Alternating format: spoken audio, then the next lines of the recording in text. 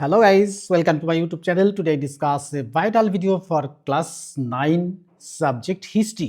এই হিস্ট্রি সাবজেক্টের কিন্তু আজকে প্রথম ভিডিও। এই ভিডিওটি দেখার সাথে সাথে তোমাদের কিন্তু 9-এ উঠে যে হিস্ট্রি সাবজেক্ট নিয়ে ভীতি সেটা কিন্তু দূর হয়ে যাবে। দেখো আমরা ক্লাস 8-এ পড়তাম, সবাই কিন্তু এখন 9-এ উঠেছি, সবেমাত্র উঠেছি।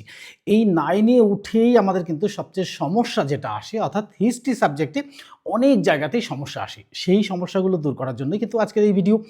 এই ভিডিওর মধ্যে দিয়ে তোমাদের দেখাবো যে 9-এ উঠে কিভাবে হিস্ট্রিটা পড়তে হবে। অর্থাৎ হিস্ট্রি সাবজেক্টে কিন্তু লাইন বাই লাইন কিন্তু কোশ্চেন থাকে। এই লাইন বাই লাইন কোশ্চেনের উত্তর দেওয়ার জন্যই কিন্তু আমাদের এই ভিডিও।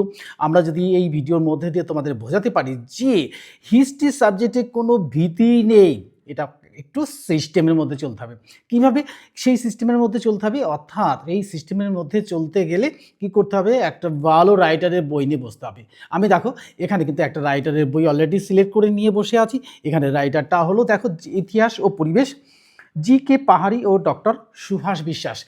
এই বইটা থেকে আমরা পড়বো এই কারণের জন্য, অর্থাৎ এই বইতে ডিটেলস কিছু দেওয়া থাকে। এই বইটা থেকে যদি তোমরা পড়ো তাহলে কিন্তু তোমাদের সবচেয়ে সুবিধা হবে।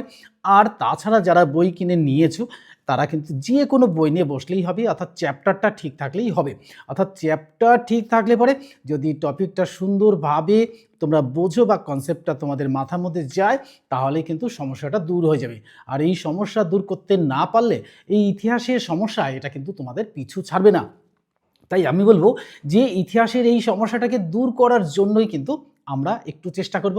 প্রথম থেকেই যদি আমরা চেষ্টা করি তাহলে এই চেষ্টার ত্রুটি যদি আমরা না রাখি তাহলে আমাদের সমস্যার কোনো ত্রুটি হবে না, অর্থাৎ কোনো সমস্যা এসে আমাদের কিন্তু এই লক্ষ্যে ত্রুটি করতে পারবে না। অর্থাৎ সেই ত্রুটিটা দূর করার জন্যই কিন্তু আজকে ভিডিওটি করব। তাহলে আমরা এখান থেকে করব কিভাবে?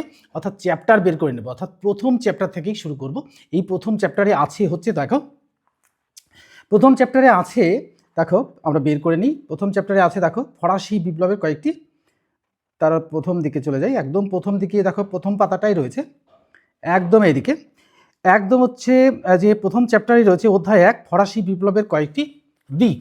এই ফরাসি বিপ্লবের কয়েকটি দিক এই পাতা থেকে, অর্থাৎ এই 13 পাতা থেকে, অর্থাৎ জি.কে. পাহাড়ির বই থেকে শেয়ার করব 13 পাতা থেকে। এই 13 পাতা থেকে শেয়ার করব। আর শেয়ার করার সাথে সাথেই কি হবে না, এখান থেকে লাইন বাই লাইন যে কোশ্চেনগুলো হবে সেই কোশ্চেনগুলো কিন্তু তোমাদের সামনে শেয়ার করব উত্তর সমেত। তাহলে তোমাদের সমস্যাটা দূর হয়ে যাবে আর লক্ষ্যেও পৌঁছতে পারবো।